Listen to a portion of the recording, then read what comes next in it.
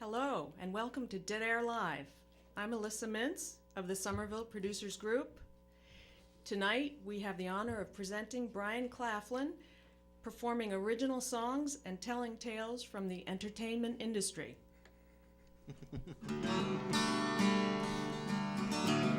Thank you, Alyssa.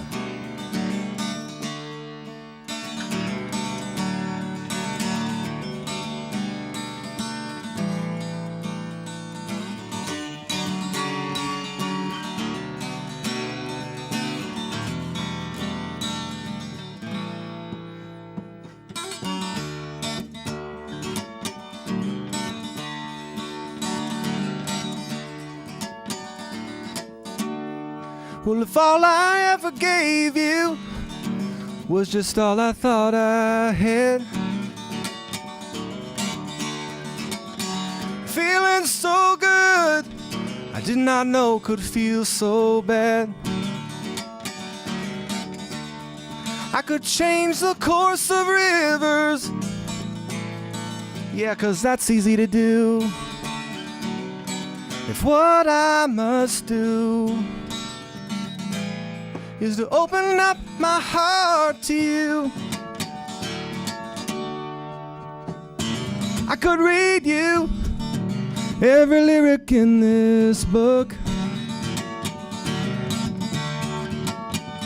I could have given you maybe half as much as all I took. I could memorize the phone book, oh yeah, 'cause that's easy to do. If what I must do is just to open up my heart to you. Walking through that forest with so few trees, I tripped in the bushes and fell to my knees, and there lay before me a little broken glass. I drank the very last swallow, I never even asked. Then I looked around me so no one would see. Smashed that little cup right up on the trunk of the nearest tree. And then I ran 4 miles like a wanted man, not watching where I'm going. And here I am. If I could only learn to speak, I bet I'd have a way with words. I can't look at second chances like they're gonna come around for thirds. I could summon hosts of angels, but who ain't done that a time or two? But no, all I can do is to open up my heart to you.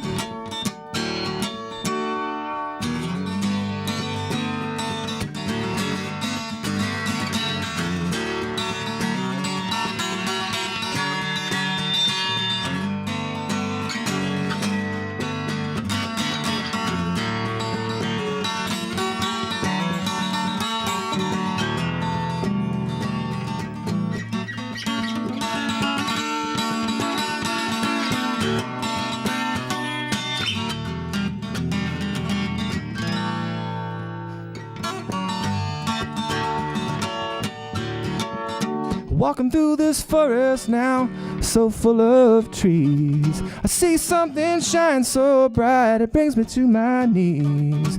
Lord, it's a golden chalice like a little holy grail, half full and half empty with the sweetest ale. I will not discard it like a broken toe. I fill it to overflowing with tears of joy.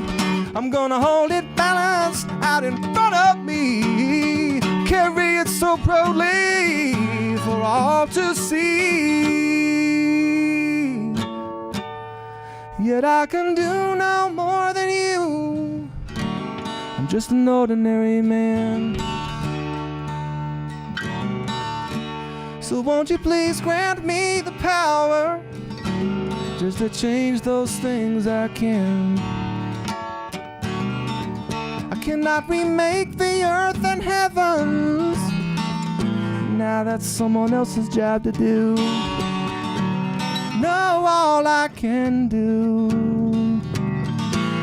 is open up my heart to you. All I can do is open up my heart to you. Yeah. And maybe one day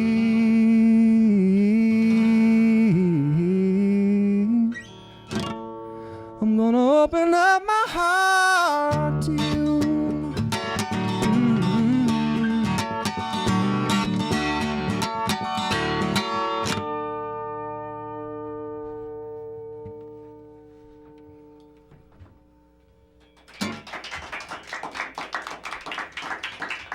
Thank you. I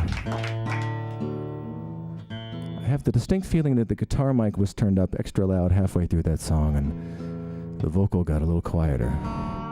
Perhaps the inverse was the desired effect, but we're working on the fly somewhat here tonight. Welcome to live television. That song is in an open tuning, which I learned from my dad when I was learning to play the guitar as a teenager. And take this off for a second. My dad was a teacher at a small independent private school in Cambridge, and he and my mom sang together a lot when I was a kid, and I learned a lot of different kind of traditional musical styles through them, everything from old English ballads to Delta blues and everything in between. And but by the time I was out of high school, I was ready to rebel to the extent that a hippie kid can rebel, and to do that was to proclaim that I wasn't going to be a folk singer. I wasn't going to work at some little progressive school. I was going to be rich and famous. I wanted money. I had a poster on my wall that said, "Poverty sucks." And so this was my form of rebellion, and I went to college outside New York, and when I got out, I moved into Manhattan, and I got a job at a booking agency, booking rock tours for big rock bands. And I thought that would be a good way into the business. I'd get heard, make connections, and seemed logical at the time. The way it actually worked out was most days I spent being verbally abused. And actually, that was only half the day. About half the day, one of these two agents I worked for would yell at me for the fact that I couldn't get rid of the manager who would call up because he hadn't booked the tour that the manager wanted him to book for his band. And then the manager would get on the phone and would yell at me for the fact that I wouldn't put him through to the agent. And he wouldn't believe me when I said the agent was in a meeting, so he'd yell at me even more. And then I would put him on hold and tell the agent, "He doesn't believe you. He knows you're here." And then he would yell at me. And so he's yelling at me in my ear, and he's yelling at me from down the hallway. So that was only about half of my day. The other half, the same guy would come out of his office and come out and entertain me. Not unlike an episode of The Office, eerily similar, in fact. And he would come out, and his favorite form of entertainment was to joke that I was gay, which apparently was hilarious. And he would come out and say, "Brian, were you looking at my ass? Stop it, you're bad, you're so bad." And then, "No, seriously, Brian, I hear you're gay. Brian's gay." And then while I tried to ponder what a sort of response one would dignify that with, he would turn to the young African-American woman who was at the desk next to me working for another agent, and he would go over and say, "Yo, Kathy, what it is? You be my bitch." And he would walk back into his office, and we would look at each other and wonder why we took this every day. I was there for a couple more years, and the only saving grace was the other guy I worked for, a guy named Jeff, was in a way of a typical sort of macho entertainment biz guy, but he was kind of a teddy bear too. He'd walk around trying to look bigger than he really was, and he had all these catchphrases like, "Yes, my good man," and "Step to me now," and "Yes, please." And he would glare at me if I hadn't made a call or collected a deposit. He'd make this sort of horrible glare and say, "Why did you not make that call? Could you make it now? Thank you. Please stand by. Thank you." And so Jeff kind of took me under his wing, and he found out it was my birthday one year and said, "My good man, gonna take you out for a birthday beer tonight." and you meet my friend Cliff. And I thought, well, this is cool. This agency life really stinks. And I knew his friend Cliff was one of the vice presidents of A&R at one of the big record labels. I thought, well, maybe this is not the way in. Maybe A&R is good. I can hear bands all night. I can meet producers. I can hang out in the studios. This guy's a friend of Jeff's. He must be a pretty cool guy. This will be great. So that night, I went out after work and met them outside this Irish bar, not far from the office. And I met them out front, and they had, I don't know if you've seen these or maybe you've heard of them. It's kind of it's like a hand-rolled cigarette, and it kind of smells funny. I don't know. I was naive. I was young. My reasoning, however, was I'm in a foreign culture. I'm kind of an anthropologist in the concrete jungle here. I want to make friends. They'll be offended if I don't share. So to appease them, I partook before we went inside, which ensured that by the time we got into the bar, the room was already spinning, and they promptly ordered several shots, several pints of beer, toasted the birthday boy, and I lifted my shot glass and tossed it back, gulped it in one gulp, only to realize that they were gingerly sipping theirs. And I have very little alcohol tolerance, and I certainly didn't at that time.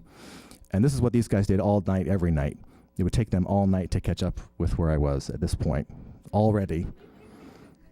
The only advantage I can think of is that my head was now spinning at approximately the same speed as the room, although not necessarily in the same direction. But at any rate, I had enough equilibrium to listen to Cliff tell us this story of how he'd been kind of in the doghouse for a few days. And he was really kind of bummed. He seemed awful down, and Jeff's like, buddy, what's up? What's going on? And Cliff is sipping his beer and sipping his shots of whiskey, and he says, oh man, I'm in such trouble. My girlfriend, she's so mad at me. I was supposed to watch her cat while she was gone. And I didn't get around to it. I feel so stupid. It was, and she was gone for like 2 weeks. So, she's so mad. Yeah, he died. The cat died. So no, he didn't starve. That's the worst part of it. Well, she leaves the sliding door a little bit open to the patio, and she's on the 20th floor. And I don't know if he was too hungry and he thought he could jump to the next balcony over, or he was just delusional and dizzy and he couldn't see anything anymore. He was blind or he just committed kitty suicide, but he jumped or he fell off, and I didn't even know about it till my girlfriend got back into town, and the landlord's like, was this your cat? And she's so, man, I feel terrible. I feel like it's all my fault. And Jeff's like, buddy, you should feel terrible. It is your fault. That's why you feel it's your fault, buddy. You messed up. And I'm just sitting there like, I'm listening to the song. But the night was young, and there was no time to dilly-dally and worry about past mistakes. There were bars to hop. There were places to go. We were out for several more hours. And by the time I got home around 3 a.m. or so, either still drunk or already hungover, you be the judge, I just had to question whether I was on the right career track. I really looked in the mirror. I thought, what exactly are you doing? Who are these people you're running with? And I had nothing on this guy, but I still kind of felt like I was taking stock a little bit. And so that's kind of approximately where this song came from. I would be sort of delighted a few years later when I found myself working retail and literally taking stock, like as part of my job half the time. And I'd be down putting stuff on shelves, and I'd be like, what does this remind me of? This seems strangely familiar. This is called Mr. Yours Truly.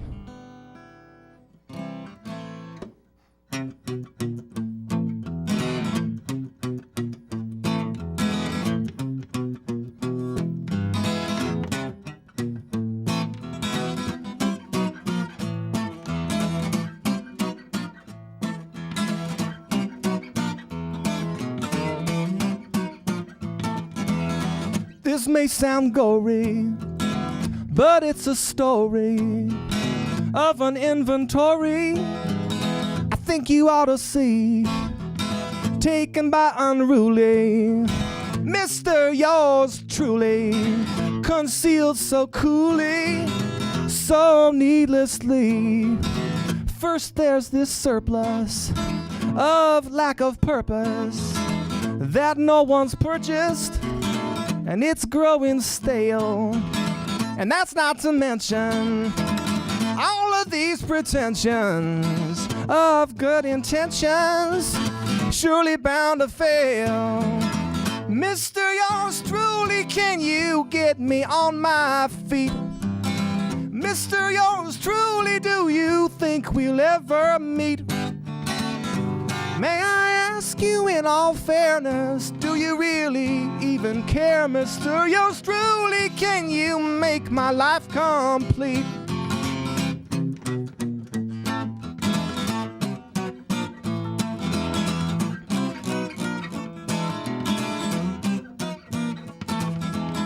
Now about this box, oh, sudden shocks and mental blocks out here on display.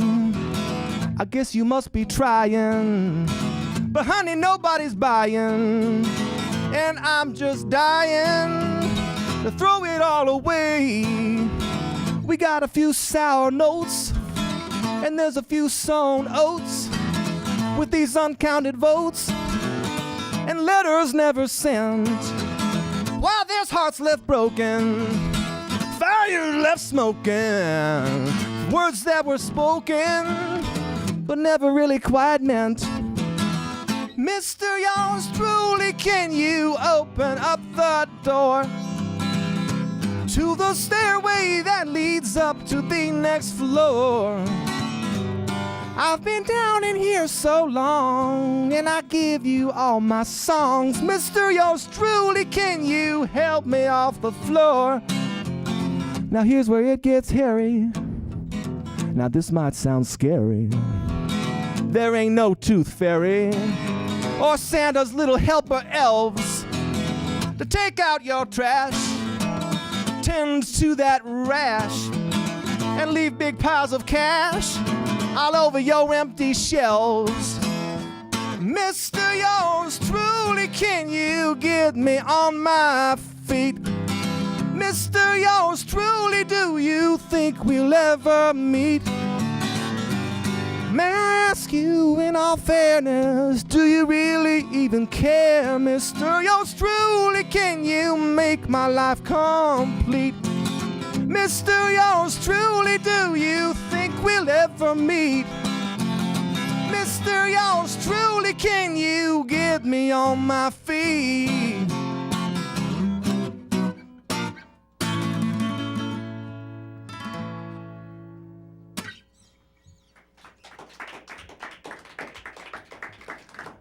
Thank you.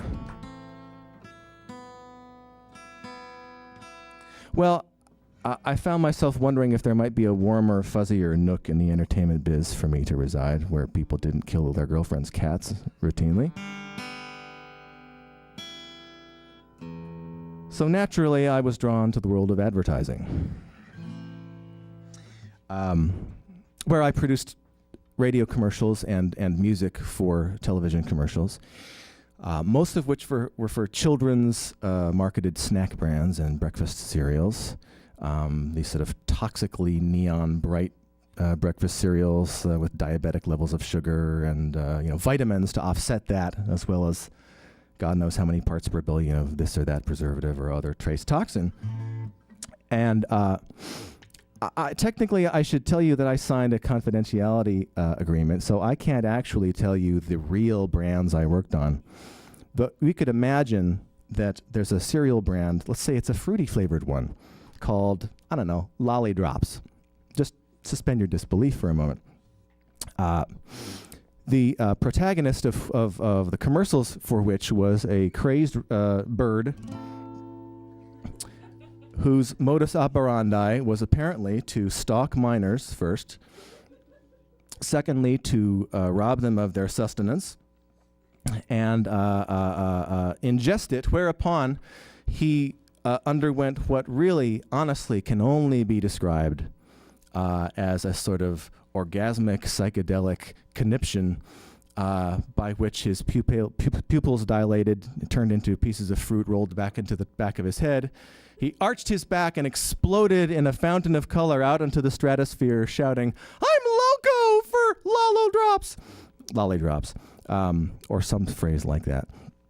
And of course, then he's sort of like a pusher too, because he gets the kids hooked on the same stuff.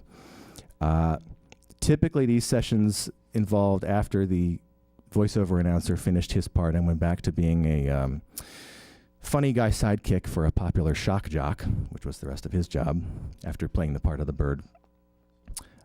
We would go out and try to coax the hapless and or obnoxious or both child actors away from their controlling stage parents into the isolation booth, where we'd spend a couple of hours trying to get some sort of sincere enthusiasm for phrases like, "No purchase necessary." And so I began to feel that while perhaps there were other related pieces of the industry to work in, I didn't take to it. Didn't like marketing that stuff to kids. And but it occurred to me that the people who really make the money are the voiceover artists. And this was where the money was. So I thought, well, if I don't want to be working for an agency, I want to be one of these guys who comes in and gets paid $300 for the hour and then makes millions of dollars in residuals. So I figured I would make a demo, voiceover demo reel, play it for the casting agent back at the office, see if I could get into that sideline. I figured, well, if I'm not making music, I'm not going to be famous, at least I could still be rich. I could be a rich voiceover guy if I'm not going to be a famous musician. But being who I am, I couldn't really take the task seriously. And what the industry wants is 20 seconds worth of very believable ad copy text read very seriously to market you as a particular kind of voice guy. But I wanted to show off that I could do all kinds of different voices, and I wanted to make a whole comedy bit out of it. I figured if I can entertain them, then I can win gigs, but that's not the way it works. In any case, I wrote a series of fake excerpts from imaginary commercials and edited them together as if they formed a sort of surreal narrative. And it was over 2 minutes long. And I don't have the original music, but I'll attempt to reproduce more or less what it sounded like. From the finest wineries in the greenest valleys Southern California has to offer comes the only family-sized, mid-priced, all-terrain vehicle with enough horsepower to keep your puppy healthy, happy, and full of the energy he needs to grow during a time when time stood still. Passion knew no boundaries, and the only frontier left was a place where we promise you'll never have to hear another person say you can't get there from the Royal Palace Hotel Ballroom on Sunset Boulevard in the heart of Hollywood, California. It's the full story the networks didn't want you to hear. The original uncensored director's cut. This summer only on My Window Like a Military Snare. Or maybe it was just a hangover. And there she stood, blowing smoke rings and worrying about my family's future. Fortunately, there's still a policy suited to my needs. So I still have time to make Madam's treasured porcelain shine with the elegance of a bat out of hell without your keys, just as the door shuts behind you, which you realized as the door shuts behind you, leaving the competition behind. Because no matter what the destination or deadline, when we deliver your package, trouble can only be seconds away. Look alive while you can, for wherever evil lurks, we'll be there to pick up the pieces and get you where you're going and return everything to its natural habitat, where this quiet creature will forage until her nest is full and the young have had a chance to rock out, dude! So what are you waiting for? Let's get this summer rolling, man, at the biggest, baddest, wettest water park this side of the finest wineries in the greenest valleys Southern California has to offer. something like that. And I played it for the casting director, and she sadly was unable to help me with my problem. But there was much to learn in this business. The one thing that really stuck with me the most, and I was there for another couple of years, was we're driving on our way to a session in the morning. Let's call it a lolly drops session. And we're going through lunchtime traffic in Times Square. And I'm in a company car with one of the senior writers and a couple of executives for the brand.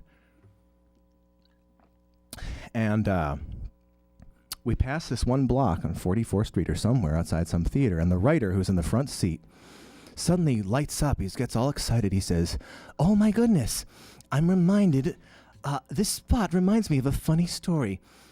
It was exactly on this spot that I was once, technically speaking, you could say, an accessory to a murder." And I was sitting in the back seat at this must be a setup to a joke, I'm thinking, right? And he continues. He says, "Well, it's about 30 years ago, and I was on leave. I was in the Navy, and I was on leave for the weekend. I was with my girlfriend. We were in Times Square, just out having a nice time. And we walked past the theater, and some bum came up and was begging for change. And either we said no, or I guess we must have given him something, but he wouldn't leave us alone. And so he was asking again, and I said, no, leave us alone. And he starts following us down the sidewalk. And, well, we didn't know what to do.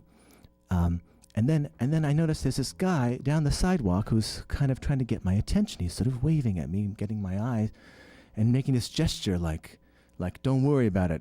I'll take care of it for you. This sort of like step back, this kind of confident nod. And we don't know what this means, but maybe he sees the uniform and he wants to sort of support. I don't know what it was, but so we say, okay, we kind of sidestep towards the building and keep walking.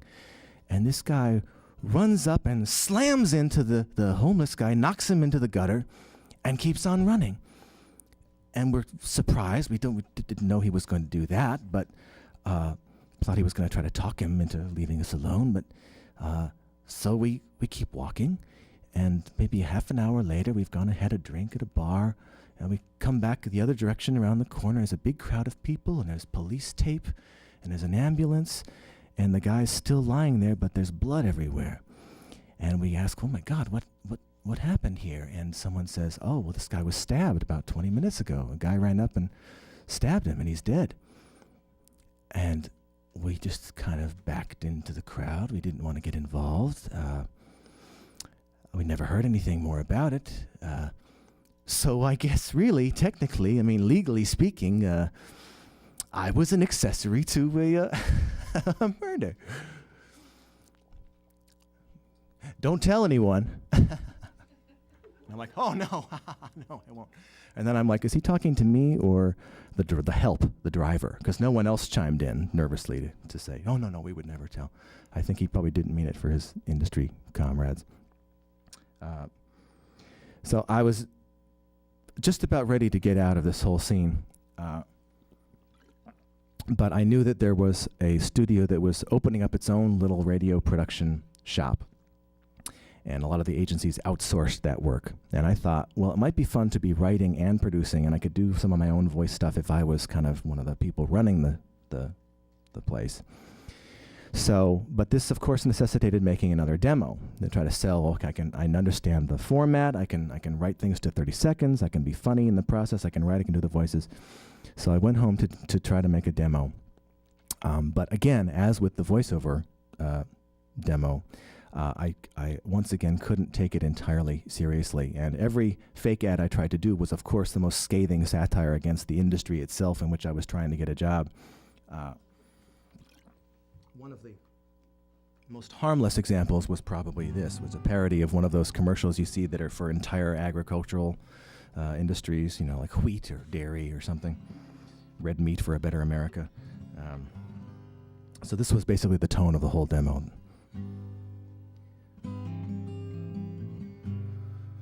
It's a dog food kind of morning. It's a dog food kind of day. Kids breakfast. We're doing things that good old-fashioned dog food kind of way. Our favorite. Like apple pie and grandma.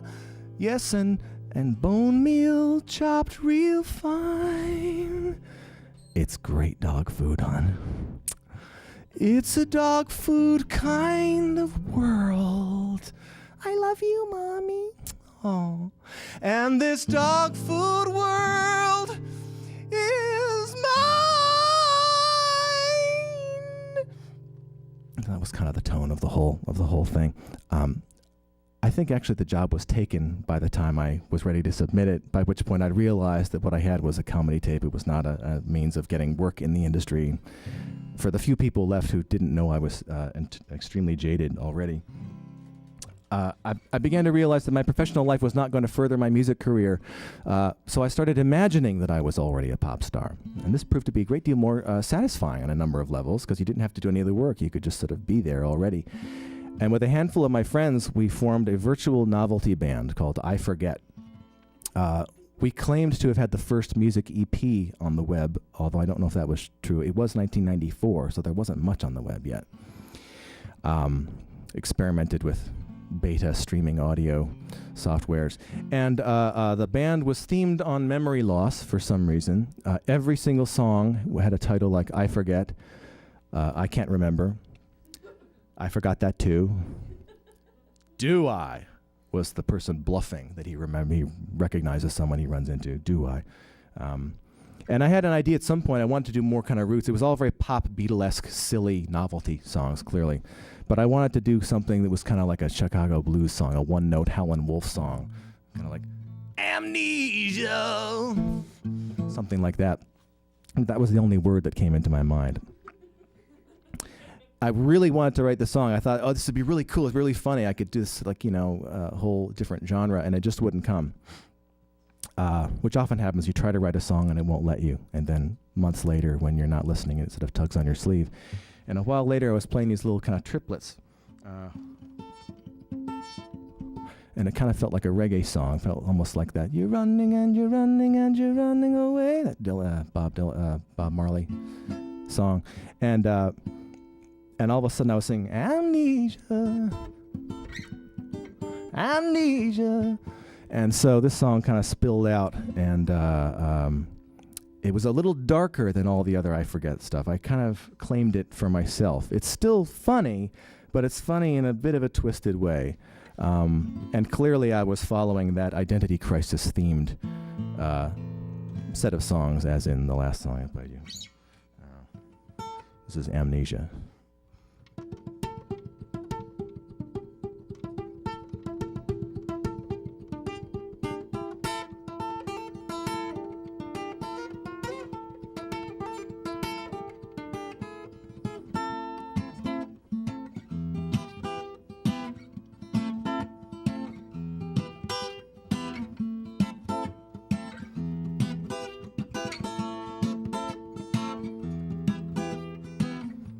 I'm very pleased to meet you.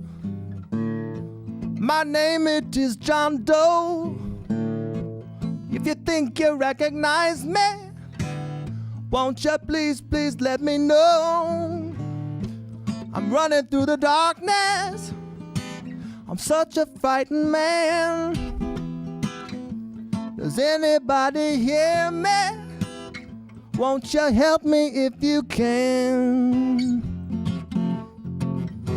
'Cause I don't know who I am.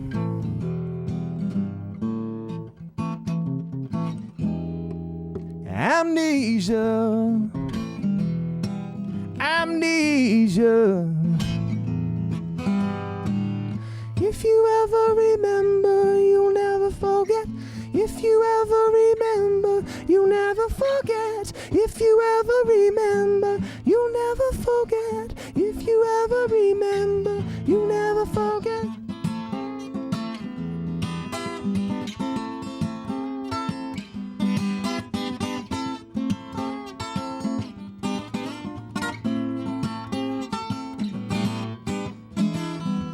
I found me by the river with this old guitar in my hand, but I don't know how to play it yet. I just don't understand. My fingertips are calloused, but they don't know where to land. I don't know who I played with, but it seems I've quit the band. I guess either way I'm damned.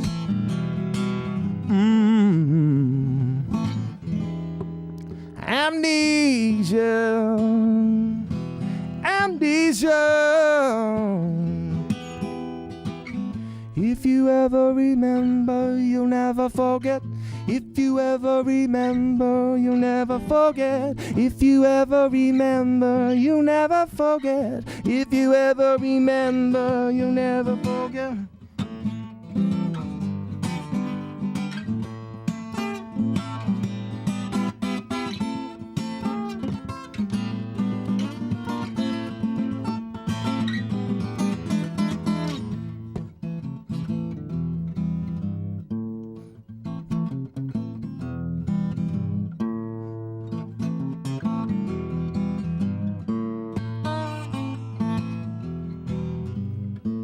Now this strange but friendly woman would gladly give her life for the man she calls her husband. She says that she's my wife. She tells me that I love her and that she loves me back, but she wants to take me with her. She wants to take me back.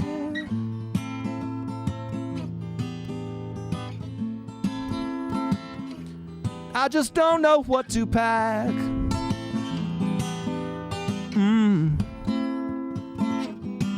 Amnesia, amnesia.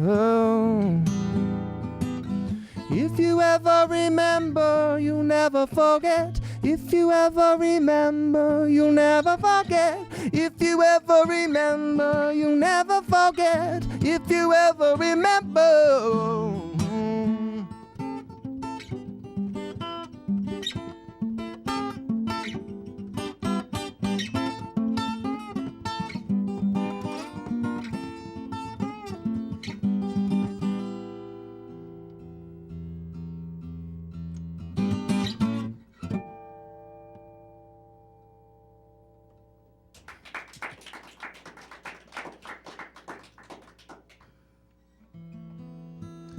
Well, I Forget didn't last very long, but it still lives actually on the web, I believe, but I don't think the audio is working anymore. You can read lyrics at iforget.com, but I don't think the audio has been functioning for a long time on our host site. Curiously enough, not long after I wrote that song, or certainly within a year, I had indeed met not necessarily such a strange, but certainly a friendly woman, and in fact did eventually, after many years of hemming and hawing about fleeing back to my home grounds, followed her back to the Cambridge area. And remember all that talk about how I wasn't going to grow up and do what my dad did. Curiously now, I find myself working at a certain small progressive independent school in Cambridge. So I guess there are some things that some traits, family traits that we try our best to avoid inheriting or reproducing. And some of them you can and some of them you cannot. In any case, I found myself reconciling, obviously, with a number of those things that I had resisted when I was younger, especially as my dad's 60th birthday began to approach a couple years ago. And I knew he was going to have a huge party, big 60th birthday party. People invited from his whole life, people I hadn't seen in years and years and years. And people had been invited to tell stories and sing songs. And I wanted to do something original, come up with something just for the event. But you know, it was hard to necessarily get rid of all those little frustrations. What I really wanted to do was roast him for his birthday. So I devised this ingenious way by which I wrote a song that was about both of us equally, so that under the guise of self-deprecating humor, I could get in all kinds of digs at him publicly that I had never been able to voice. I could get away with saying anything I wanted because I was indicting myself with every comment. So this is what I surprised him with for his present for his 60th birthday party. You can tell this was my A minor period, this whole decade, apparently. After the open tunings came the A minor period. I will be remembered for my A minor period. This is called My Father's Son.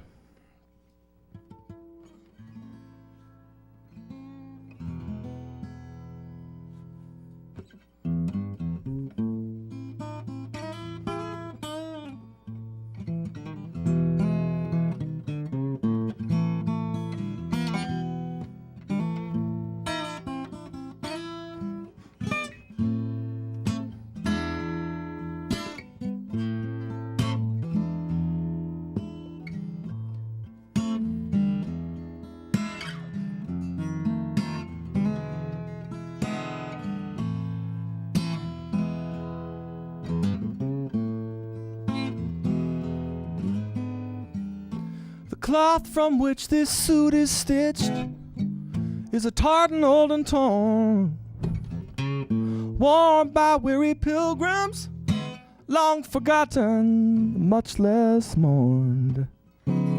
Though its pattern now is faded to this pale and fallow tan, it's cut from the same clothes that make a somewhat older man.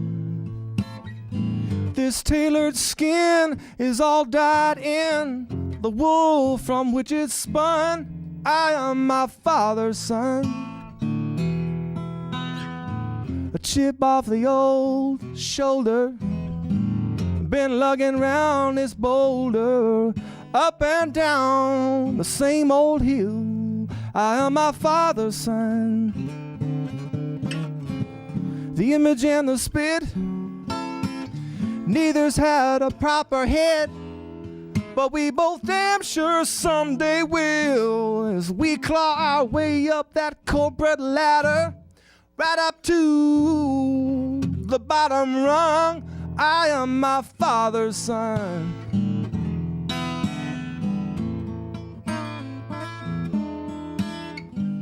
If you hear me talking funny voices, laughing to myself, there's no need to call the doctor, baby. Please don't worry for my health. I'm a peaceful man at heart, but honey, once you light my fuse, you better run warm up your voice and be prepared to sing the blues. 'Cause what might seem a crudely swinging mood ain't really so far flung. I am my father's son. Chip off the old shoulder, I've been looking around that boulder, up and down the same big hill. I am my father's son. And there ain't no louder noise than full-grown men playing with toys in voices high and shrill. We came up from the mud, it's in my blood. Let the bat's belfry be rung. I am my father's son.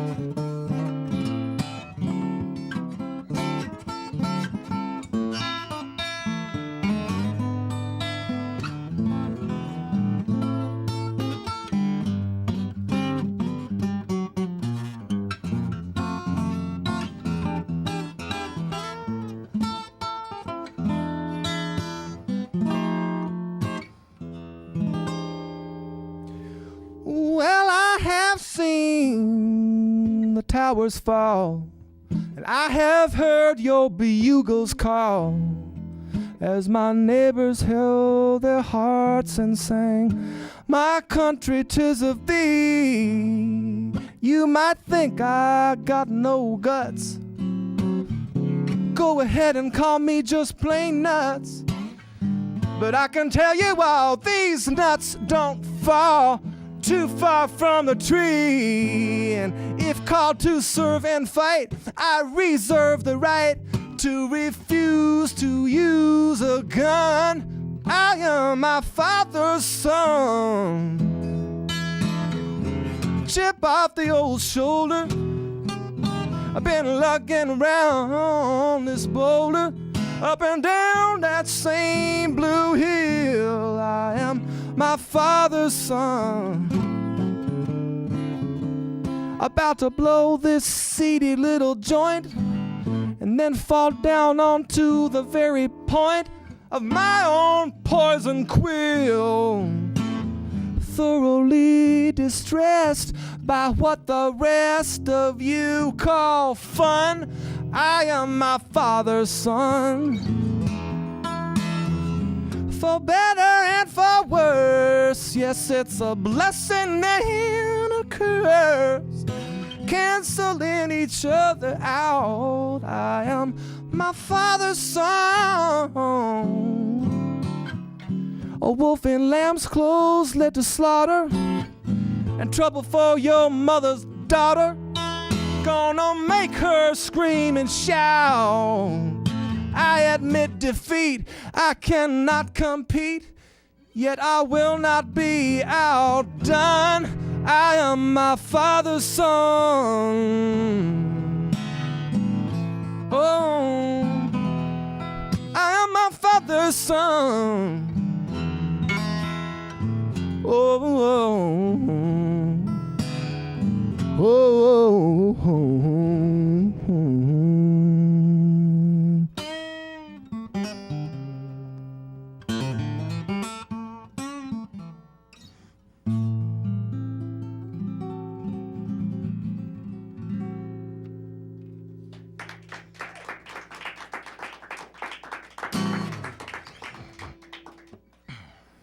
Thank you.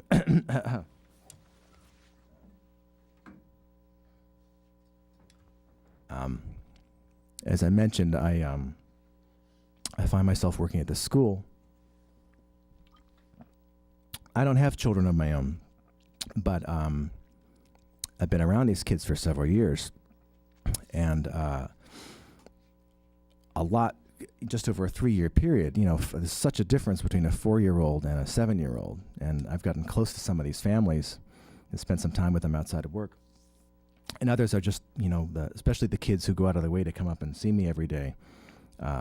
It's amazing to think how much they've changed, how much they've grown, and just how they've developed as people. And it very much gets me reminds me of childhood friends, people I haven't seen since I was that young, or people who I have seen since I was that young, but they're all grown up, and I'm like, well, where's the little kid that where's my buddy? Where's that? And I really marvel at what it must be like to be a teacher and watch kids go from being in kindergarten to 8th grade, or to be a parent and see kids grow all the way up, or graduate or leave and come back and be all grown up. And I know parents tend to fix kids in their minds at an idealized, certain young, cuddly age.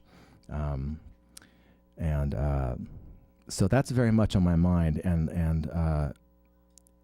there's a certain sense of loss of remembering people that you used to know, certain ages, or people who, whether it was a classmate in school, or people you work with, or neighbors, people you're not especially close with, but who you remember nonetheless. And I was thinking about this a lot, especially over the last couple of years. A friend of mine was terminally ill, and I was very aware that there was sort of a limited amount of time. And this got me remembering all these people that I'd known. And I guess what I was thinking about is it's one thing if someone very close to you lose a friend in a dramatic way, or someone close to you dies, or you have maybe a chance to process it, or it's sort of hyper real and you really kind of go through the experience. But it's different when there are people who just kind of come and go and fade away. And I moved back and forth a lot as a kid. I spent part of my time in Cambridge and part of my time in Maine, and I was constantly changing schools and changing apartments, and it's kind of hard to keep touch with a lot of people. I've gotten in touch with a few childhood friends over the years, and the other people who are just kind of gone.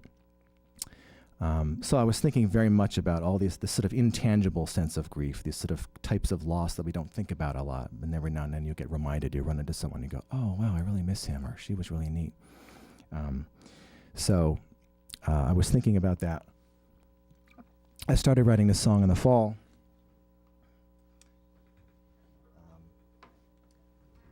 But I really couldn't quite finish it. And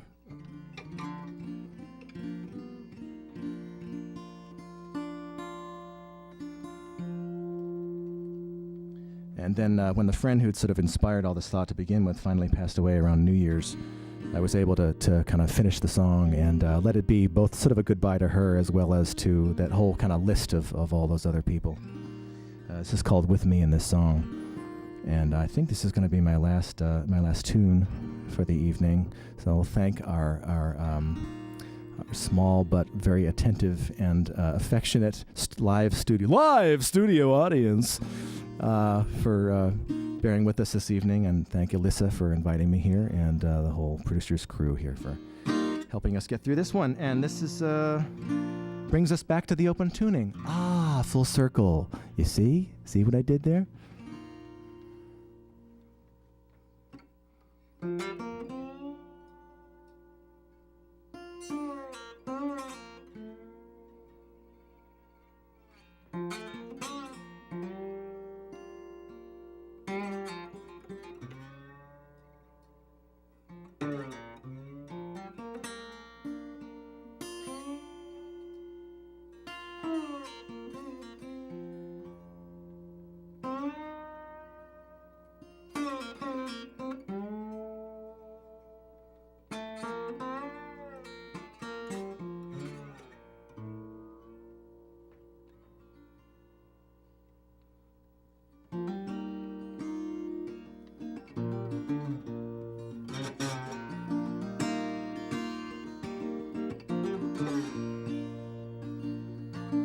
Your baby sister makes unpleasant sounds. Your big brother's always pushing you around. But she looks up at you like she knows you're no fool. And he'd protect you against all the toughest kids in school. Children grow so fast they disappear. We say, who is this full-grown man and woman standing here? Wish I could freeze this moment here today and keep you for myself just as you are right now for always. But I'll remember how you held my hand today, even when this seems so long ago and far away. No, I won't miss this little you when you're grown, 'cause I'll have you with me in this song.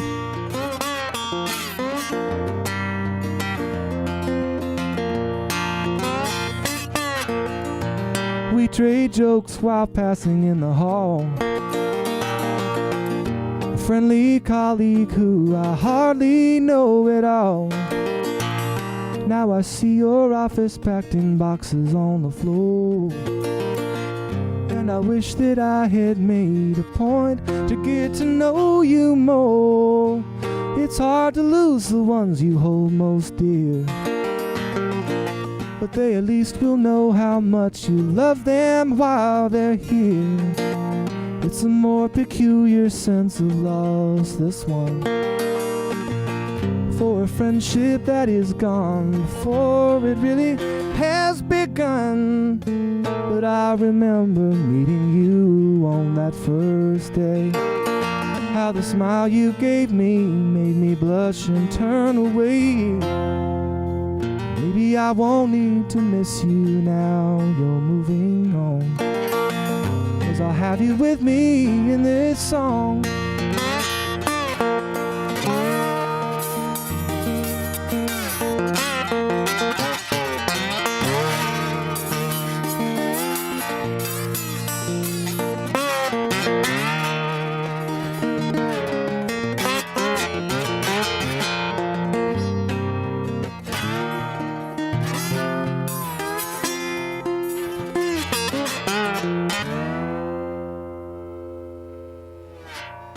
I meant to see a neighbor who's on her last song, and in the greater scheme I guess nobody stays here long. We're not close, no point in wondering why, but I never made it over in time just to say goodbye. So I hang prayer flags and light candles in the windows and watch these colors dance around each way the wind blows. And I imagine sitting with her on that day, and I can almost see her face and hear the words that she might say. I've overheard you sing so many times before, and I hope you'll keep on for at least a few years more. But you don't need to miss me now I'm gone, 'cause you'll have me with you in this song. And I'll remember how you held my hand today, even when this seems so long ago and far away. But I won't need to miss you when you're gone, 'cause I'll have you with me in this song. 'Cause I'll have you with me in this song. I'll have you with me in this song.